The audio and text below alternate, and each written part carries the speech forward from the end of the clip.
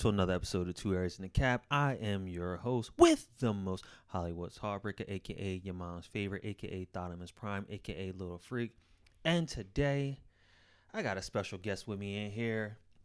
She's the one of one, uniquest, funniest person I know right now. Probably say ever. I'm here with Miss Godiva. Miss Godiva, how you doing today? I'm doing all right. All right, so look, it's your first time. Don't be nervous. Ain't nothing crazy happening here. I got you. We're going to ride this wave together. All right? All right. Okay, so today's topic, guys, we are going to talk about friends and business. Now, all of us have wanted to do great things with our friends and have great opportunities, of course, to, build not just the ability to get rich, but having like some type of generational wealth where we could pass that along down to our family members and give it to people that we truly like care about. Godiva, do you feel as though like when you get into business with friends, like the relationships can get kind of murky? I definitely think that it does. And my perspective always on that is like, you have to really think about whether or not you will be prepared to lose that friendship, or more so like choose the friendship or business when it comes down to it. Because I don't think that both can operate accordingly together. I agree with you. I don't believe that it could be like the best suited thing to do business with your friends because, again, people have animosity. Someone's doing more work than the other. Other people are not doing their fair share. People are just riding the coattails Right. to get to the final section of things. And as we're talking about it, if anyone's been paying attention and listening, the Joe Budden podcast team has finally reunited. And you know what? It feels so good. I ain't never been so happy to hear from three guys in my whole entire life. Just going through their process of how they were going about it, of it becoming just a respect factor. And you get into that level of being in this industry for about 6+ years. Right. It kind of weighs on you to be like, okay, like, well, how do we operate? And again, we all deal with personal things throughout the whole entire time of our lives. Like everyone doesn't know everything about everyone. Right. And I believe even as Miss Godiva, I know you're a Virgo. Y'all go Don't through this. y'all. Yeah, the Virgo sign. Y'all Here seem we to go go. to this realm of like, I don't want to tell you what's going on in my life because I don't want people knowing my business. Like what in that mindset, like what caused you to be like so closed off and guarded? Like, is it steps that have happened that you be like, you know what, I've shared too much information with somebody and now I'm like, I'd rather not even do it anymore? So now we talk about being Virgos now? No, look, man, look, we're just it's just listen, questions. as a Virgo, I feel like I can choose what I want to tell people, and that's just my personality. If I don't want you to know certain information and you don't need to know it, then no, I don't have to tell you anything. I will tell you what you need to know, and that's just about it. Other than that, you can mind your damn business. Oh, okay. So back to the Joe Budden podcast. Like I said, the issues there when they were breaking it down and having a conversation, it basically was based on the respect factor. Mm-hmm. It had nothing to do with music, or not even music. It had nothing to do with money, and I respected that, especially when you aren't concerned about the money and all the great things that can come at this elevated height. You're more so of like, let's build the foundation, let's build our brand, and the money will come. Do you feel as though that when you get into any type of business and you're just focused on the money, you kind of lose the luster and the shine of being in that particular industry? In terms of like being in that industry with friends? No, just in general. Like, for instance, if you go, as I know, you want to own a cleaning business. Mm-hmm. You wanted to do that. If you look, again, we say you look at the money and you're like, I can make 1,000 a week. I can make 2,000 a week. Mm-hmm. Do you believe that if you focused more so on the money aspect than like what actually needs to be done, putting all that groundwork, like we said, the networking, the looking at the materials you need to have, getting the proper customer service report, and you're just worried about that money factor, does that like we say, cause the lackluster, cause the issues, and you're like, I'm just here for the money. I don't really care about. I mean, I would hope that anybody going into being an entrepreneur is going into it because they love what they're going to be doing or what they're doing. Mm-hmm. So I would hope that's not an issue where like you so focused on the money. I mean, the money is important by, Right, of course. absolutely, but like you have to be also thinking about those other aspects that go into that particular industry as well. Now, see, I asked you that question because I don't know if you've seen the interview with Dana Chanel's husband, him going like, yo, you shouldn't want to get into an industry that is your dream. You should get into an industry that makes you money. So I mean, I think that's double sided, right? Like, I feel like everyone will think about like, oh, what's going to make me money? But at the end of the day, it's like, do you actually love that? Like, do you want to go to a job where you making bank, but like you really hate what you do Mm-hmm. every single day? I mean, me personally, I would rather do something that I enjoy doing, even if it takes a lot of work from me. At least I know at the end of the day, it's something that I enjoy, and that's something that I'm not going to like hate doing long term. And I know this was something too that I actually talked about with my sister because, I was like, yo, I really have a hard time like trying to figure out exactly what I want to do. Right. I know whatever it is that I do, I want it to be something that I love to do. I don't want it to be something that I hate. And she's like, yo, sit down, make this list. Like you're gonna make a list basically of things that come easy to you that you could do with no issues. I've heard about the list. Yeah. Because everyone has their different list that they do. Like you'll do, and they say, do 5 things that you really want to do.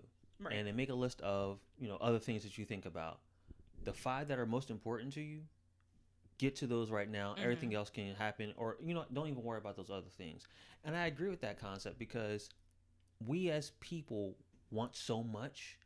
And it's not even just in the point of being business, just out of like you want so much. You want to be able to travel, Right. spend time with family, kids, life, all the great things that are out here. And you're just like, okay, so what are you really trying to tackle first? Right. And like I looked at that list and I was like, it makes sense. Like, what's more important to you? Like, you can have all these great things, but what's at the top? Right. And like we said, money can cause issues, as you illustrated and said, between friends and doing business. Right. Because if you have a friend who's not doing as much work as everyone else, you still want to get paid, be it that third or that quarter. Right. You're going to look at them sideways like, I'm not putting in all this work and you want to still get, this certain amount. Yeah, absolutely. And do you feel as though like those type of discussions need to happen truly up front? Like, yo, like we're splitting this 3 ways or 2 ways and you need to carry your weight so we get to this next goal. I mean, absolutely. I think if you're going to do business with anyone, all of those factors should be discussed, especially if you are friends. I think that if you are friends and you're going to get into business, you have to be very realistic and very open to like having some hard discussions with each other and not like holding back because you're letting that personal interfere with the business.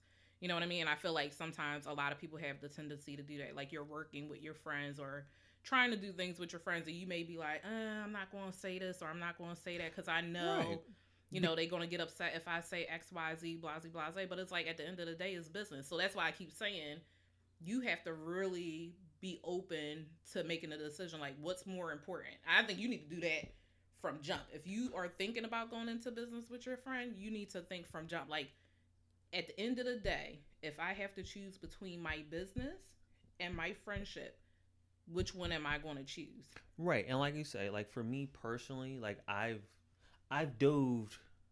driven down these different roads that go like, I've decided that, you know what, the friendship isn't that important to me because you're not going to come like there's a million people you meet in your life. Right. And everyone truly isn't going to like be your friend. And again, you have people who may have been in your life since you were a kid, but once certain things come about, like the money factor come in, or even the work ethic that needs to be put in, they kind of fall off and be like, I don't, that's not, no, I don't want to do it like that. But then you have that person who's not putting as much work, they end up having the loudest voice. Right. And then want to put more, oh, well, you're doing that wrong. And you should do this and you should do that. Yeah, I've been there too. Well, talk about it. Tell me what you think on it. Tell me. Like, I let's mean, know. it's irritating. You know what I mean? Like the person who's never involved, but then like the minute something pops off, it's like, oh, you do. I'm looking sideways, like who you talking to? Because I've been here working. Like you can't pop up at the last minute or whenever you feel ready to Mm-hmm. like be 100% in, and then say like, oh, like let's do this way. I'm like, where was you for the prior discussions prior to this? Well, let's take a little break and let's go for the pod decks. Would you rather questions? Oh man. So, question is: would you rather work with dead people in a mortuary or work in the busiest ER trauma unit in the world? I'll take dead people for 100, please. Oh well, wow, that's just like that. They don't talk back. Oh, of course, you know the dead don't talk back. They may give you a voice here and there, but they don't really say Right. much. Again, like we said, like with that, and again, was it just one experience where it's like, yo, I just No, I mean I've had multiple experiences, unfortunately, like that. Um, One wasn't really like my friend per se, but um, close enough that I felt like I needed to like respect the relationship, obviously. But like mm-hmm. I was like, yo, like I can't, and I'm a person that I'm very upfront. So like anything that happened, I'm just like, nope. And I dipped off. I was like, nope, not doing this no more. Like I'm good on that. And I agree with you on that because it's like you'll share an idea that you have, and it could be just that person that's either ear hustling or a person that's like that person's good friend, and you're like, I don't feel like hearing my friend tell me what they friend feel, and then I gotta try and like appease my friend because my friend is in the middle. Right.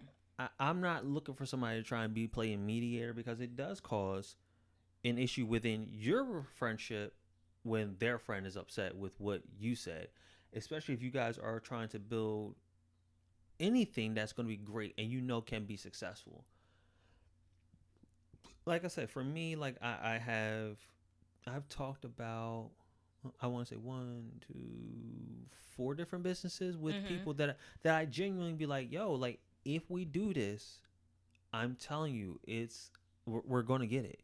Like there's no question about it, and it's just that life for some people, others it's just like you don't have that extra kick Right. to want to actually do it. Like, you know, you see all the different commercials of, oh, you know, I'm 30, 40 years old and I decided to go back to school. It's a certain type of drive and ambition that you have to do that. Mm-hmm. And Absolutely. when I come down to the point of like, you know, being an entrepreneur, being a business man or woman, it takes a lot of stuff that you have to mentally go through. And I don't know how many people are really well and ready and willing to be like, okay, I may have a depressed moment. I may be in the house. I may not spend time with family. I may not be Right. spending time with friends. And for me, I'm like, look, I don't like people anyway, so it's nothing. To stay inside and do what you need to do. Yo, it's nothing. Like I say, for me to be writing my stories, to be a part of certain things, it's like everyone understands it. And, you know, I had a beautiful conversation with my sister yesterday, and we were talking about, you know, the stuff that I've done. You know, I'm in a poetry club. I write my stories. She's like, you know, do you feel like some type of way if I like were to share your story or anything that you've done so far with anyone? And I said, no, it's not a problem. And the reason why I don't see it being an issue is because you have 10 pages, Mm-hmm. and the 10 pages that you have, cool, but you're not going to be able to get the essence. And depending on what 10 pages I gave you, if it's the middle, you'd be like, oh, what's the beginning? Right. Oh, what the heck happened? Well, how we get here? And why is somebody dying? And that's why it's easy for me to be like, I'm inside. And my family understands it very well. Like, it's never a question of like, well, why don't you want to be around nobody? I'm like, because what we're doing is not the same. Right. I don't want to be a worker no more. I want to be the person who is employing people and giving them the opportunities to spread their wings. Right. And I don't believe that that's a thing that a lot of people deem easy or want to do.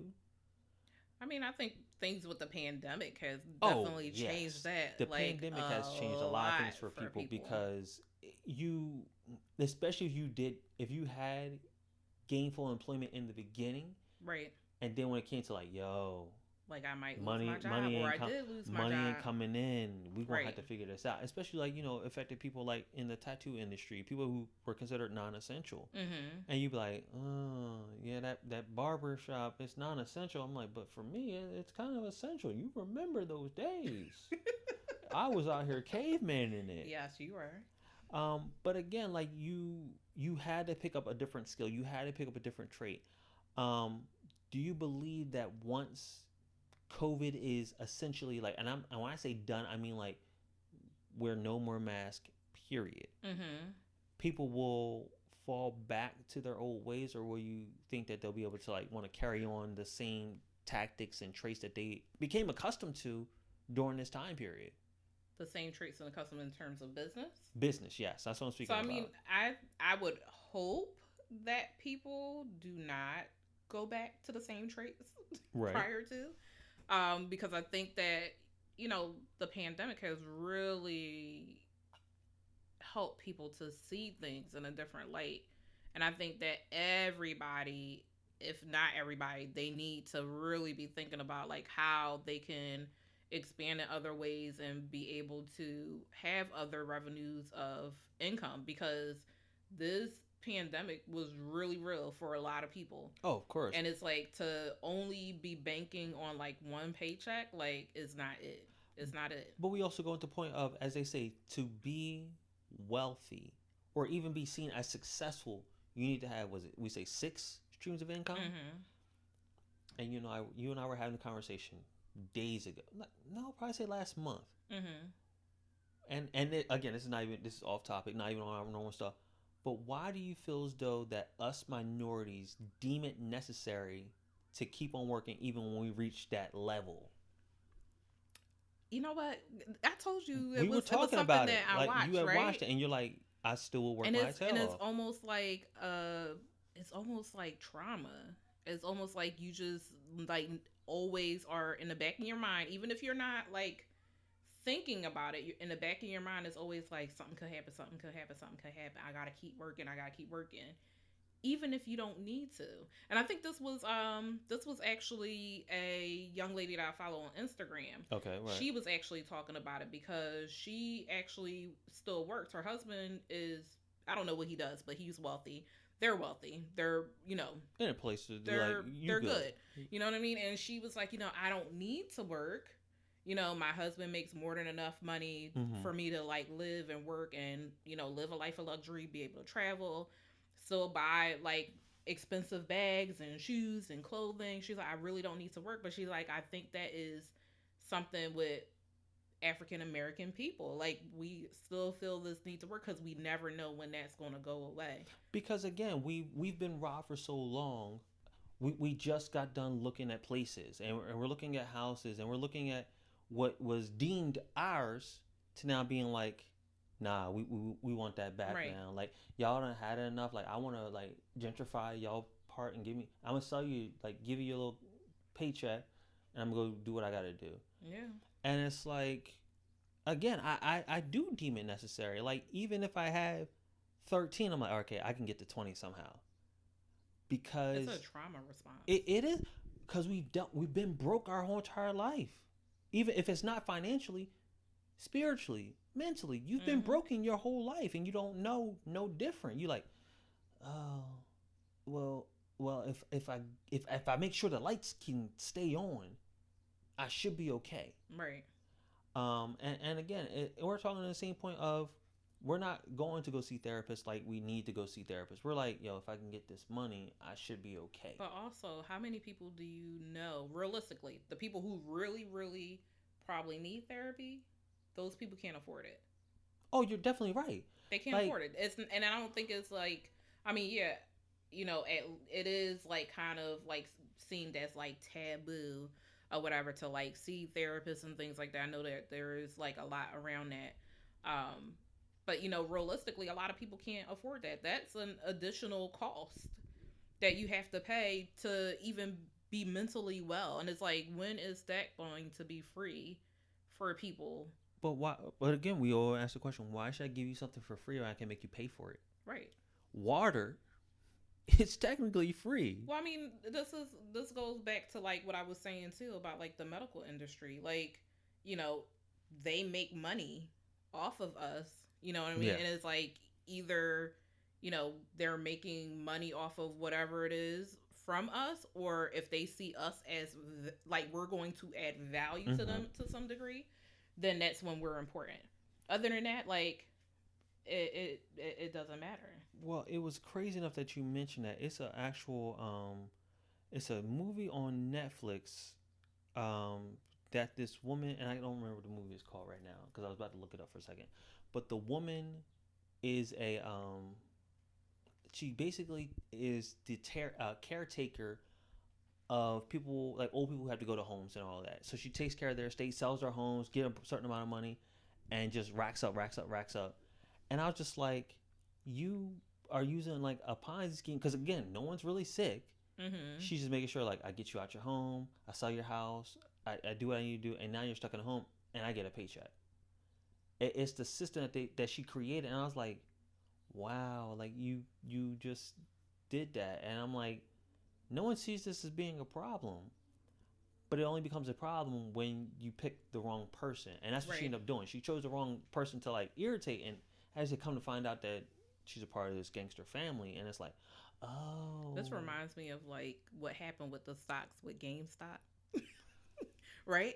And it's like this is what all of these people do all the time to make their money. But it was like the minute that other people who are yeah, not in yeah. that industry got in on that, it was like, Oh, oh, how this is dare wrong. y'all? This That's rule, this wrong. rule, Y'all this not rule. supposed to. I'm like, Right. but this is what y'all like now that people have the time to learn the game, right? Now all of a sudden it's a problem because now we're on top of that. We see exactly what you guys are doing and how you guys are getting rich off of Yeah. us, and it's like we coming back for our shit. But as we said, like to know that the stock market isn't based on just positive, but you could also take the negative of things. It's Right. like, yo, this stock is going to go down on this day at this time. You be like, wait, you can do that? Mm-hmm. And when you find stuff out like that, you're like, wow, like y'all have been playing this system for so long, and that's why they were banking on AMC and GameStop to be shut down. And I feel horrible when I had the conversation with my dad in, I think I want to say before the, like in the middle of the pandemic. I was like, yo, we ain't gonna have no movie theaters. Like Yeah. this COVID is now taking. I'm like, yo, we ain't gonna have movie theaters. And he was like, why do you think that? I said, how can you recover? Yeah. It's gonna be hard to get people to come back. I still ain't gonna go back to go see the movie. I want to go see Listen, Demon Slayer, and I'm like, I just can't go. I I'll wasn't just wait till never. June. I was never like that in movie theaters before because I'm OCD, so I got a thing about movie Look, theaters. They kind of it's dirty. yeah.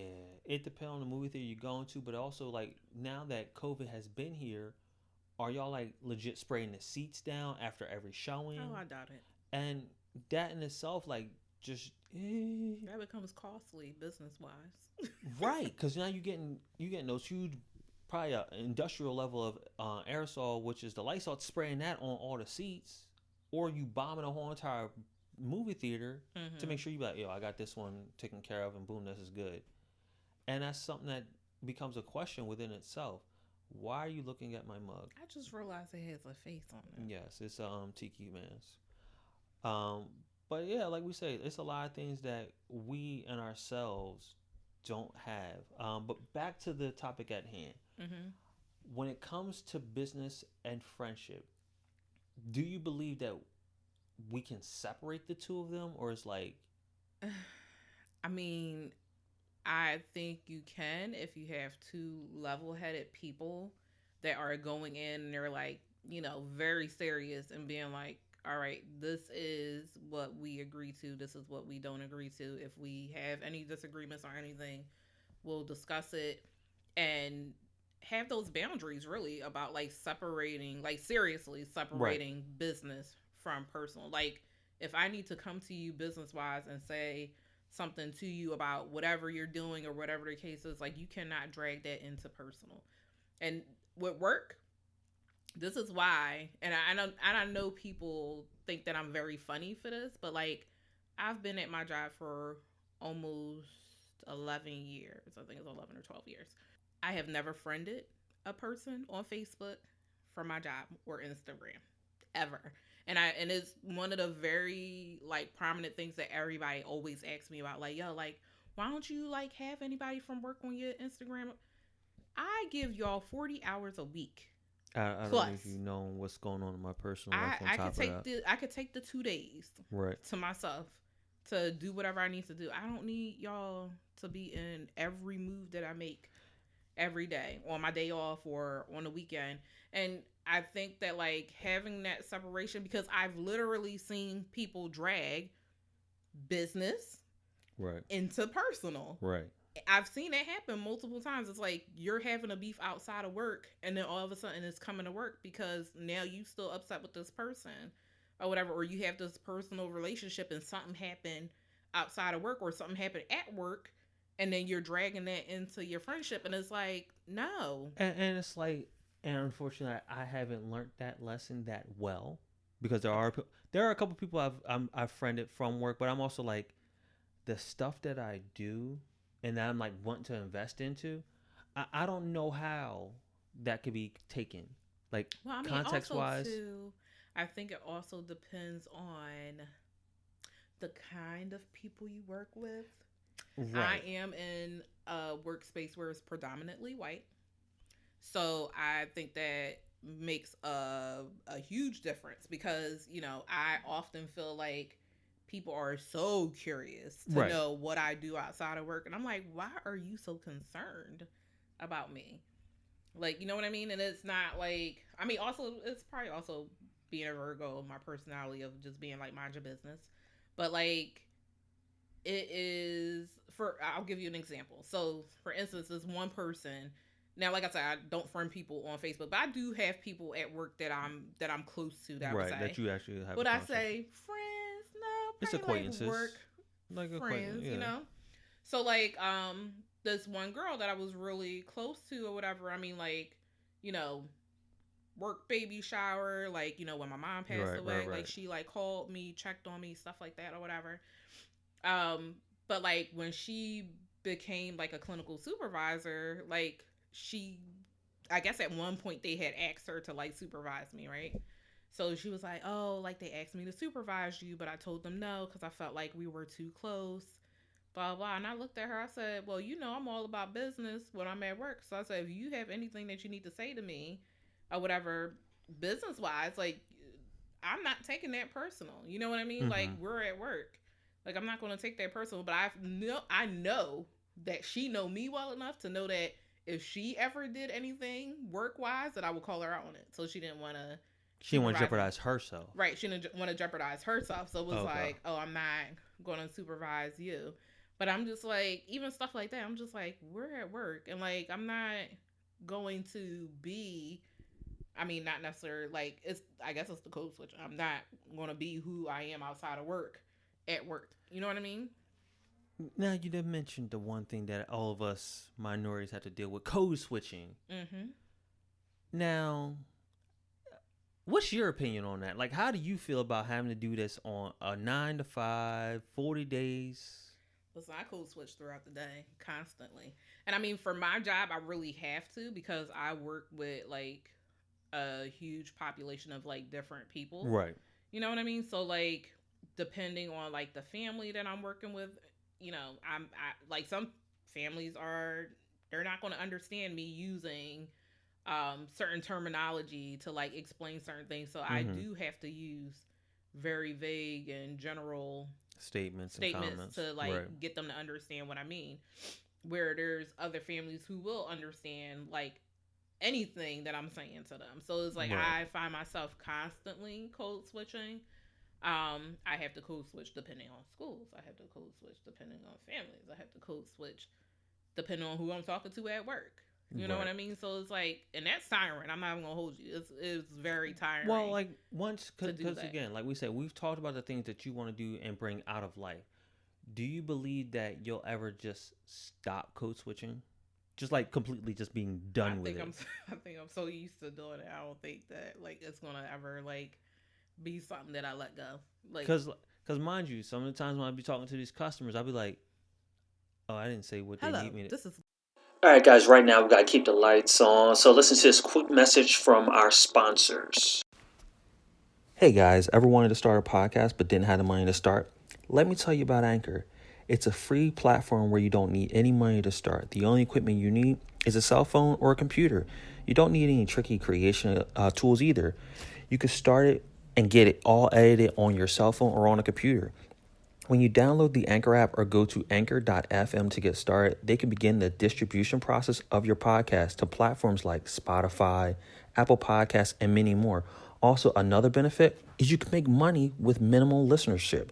Isn't that cool? So check it out and tell us what you think. Welcome to. Whoa, see, look at you. Just, oh my gosh, you saying people's names. Stop government. Oh my gosh. Sorry.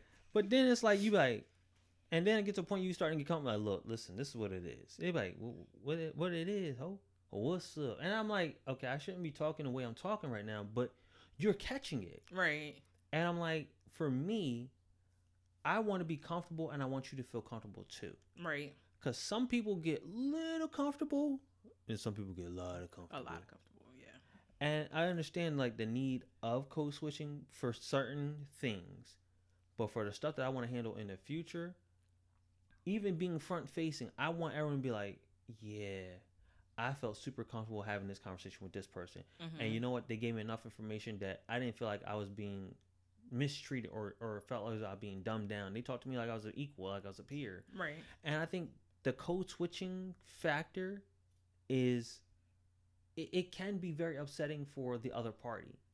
Yeah. Because they'll be like, so what that mean? I've code switched so good and bad that you be like, be explaining myself to nobody. Yo, look, it's annoying, and also, I mean, you know, I got a little bit of a potty mouth, so I have to code switch because if I don't, that's gonna slip out. I be cursing up a storm. Right. Every single time I have a conversation, especially when somebody made me mad, I have to be like, according to my previous email. It's crazy stuff like that. All right, so let's go with another card. Let's see what the next card is. Okay. Would you rather have long nose hair or long ear hair? Ew, no to both. Look, that's what I was about to say. I'm like, I don't know. I'm not about that. Like, look, let's go with another one. Yeah, let's go with another card. I don't like that one. Ooh, I think I did ask somebody this, or I asked myself this. Would you rather accidentally laugh loudly at a funeral or fart while giving a speech at a wedding? I'd rather fart at a wedding. We already gonna be laughing anyway. But why? So like, why fart at a wedding? Like, man, I can't imagine doing nothing like that at nobody's funeral. No, you can't do that at no funeral. They'll forgive you at the wedding. You sure? A little farting ain't never hurt nobody. They probably farting on the dance floor anyway. Yeah, as it's saying, especially if they drunk. If they dance in the Earth, Wind, and Fire, do you remember? They just be ooh, right. Let that out. But again, it's a lot of stuff that's happened, and you know what? Have you been watching Love and Hip Hop Couples Retreat? No, I actually haven't watched it, but I do want to watch it. Okay, so watching it, and it's like the couples that are on there. It's like, again, I personally would not want to be on TV resolving marital issues, couple relationship problems that we have, because it's a lot of heavy stuff that you're talking about. Mm-hmm. And for instance, you know, you've seen probably the clips of, you know, Mandisi's and Yandy having a discussion about like, if I went to jail in your place, like, oh yeah.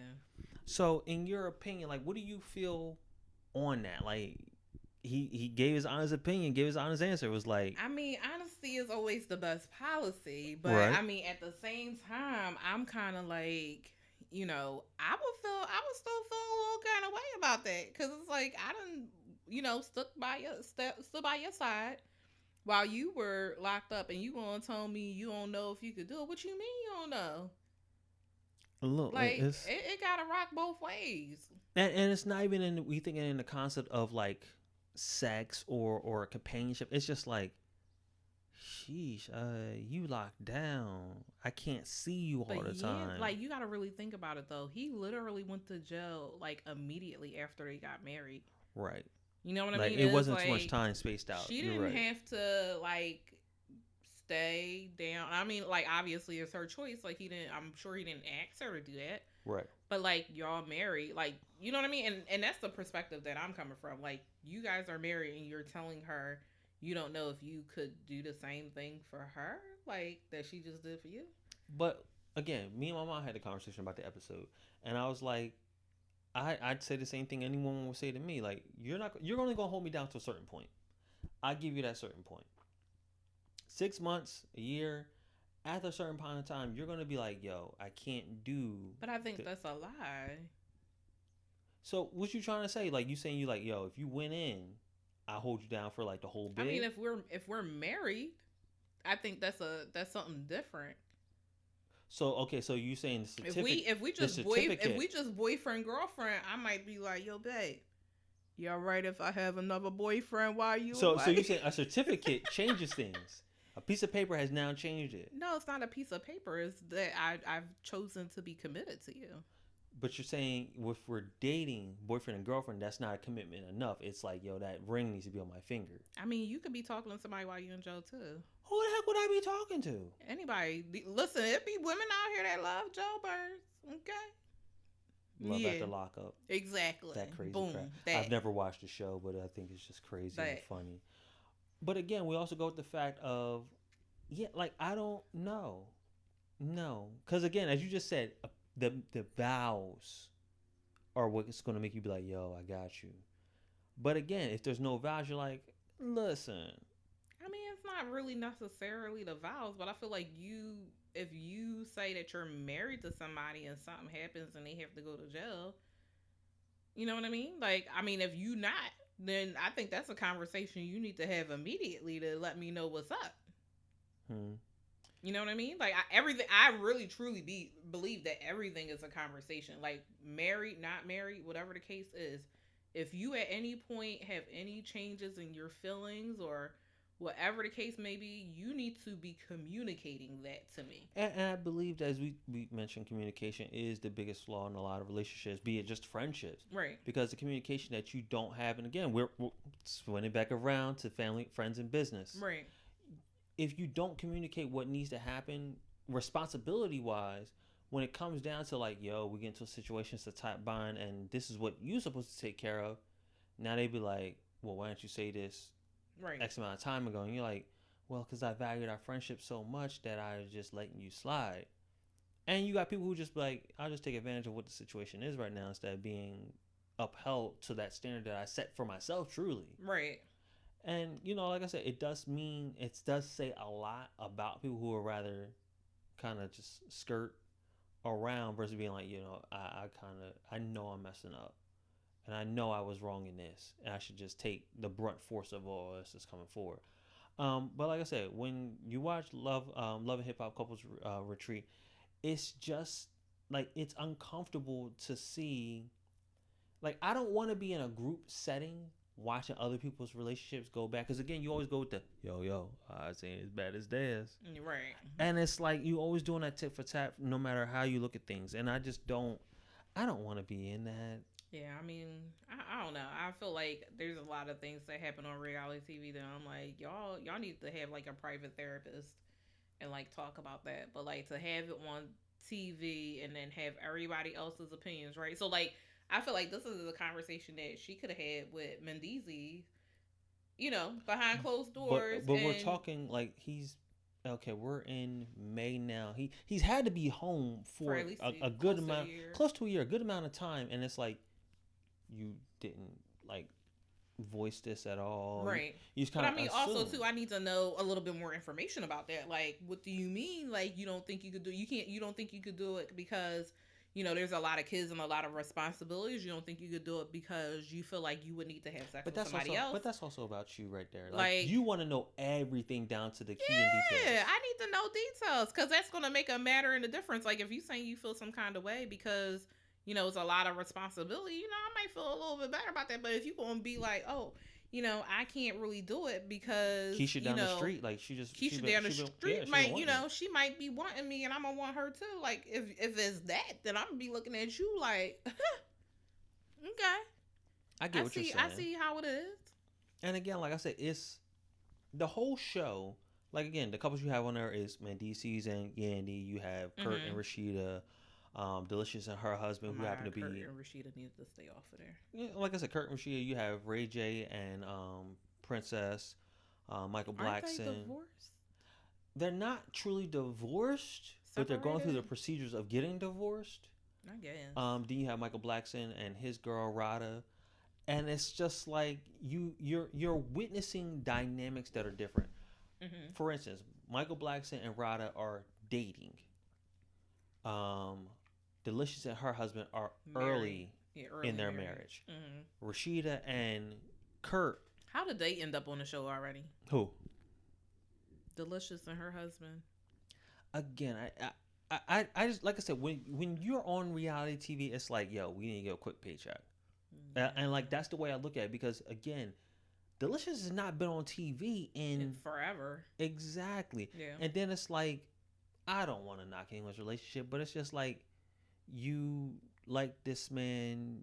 I saw a lot of commentary from people about Delicious marrying him just because of like after what was The suit, the when they see us after the movie and the situation that they gone through. So people were like, oh, like, you know, she know that he got all of that money and like now all of a sudden she's interested in him and yeah, I mean, I don't know. But again, you've seen some of the quality of men she's chosen prior to him. Right. So then we also go into the point of, are you now choosing him because you're like, you know what, I've been holed out enough. I just need to have an honest man to take care of me.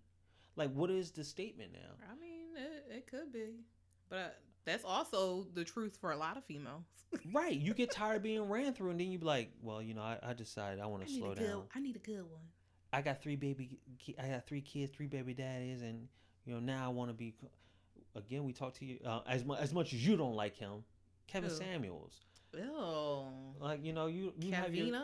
Oh my gosh, Kevina? the picture. Yeah, the picture had me dying. Oh my you were like, who is that? Yeah, like who? I'm like, you gonna act like you don't know who that is? I was like, no, I have no idea who this Kevina. character is. Yo, and it's just like it just says a lot for you.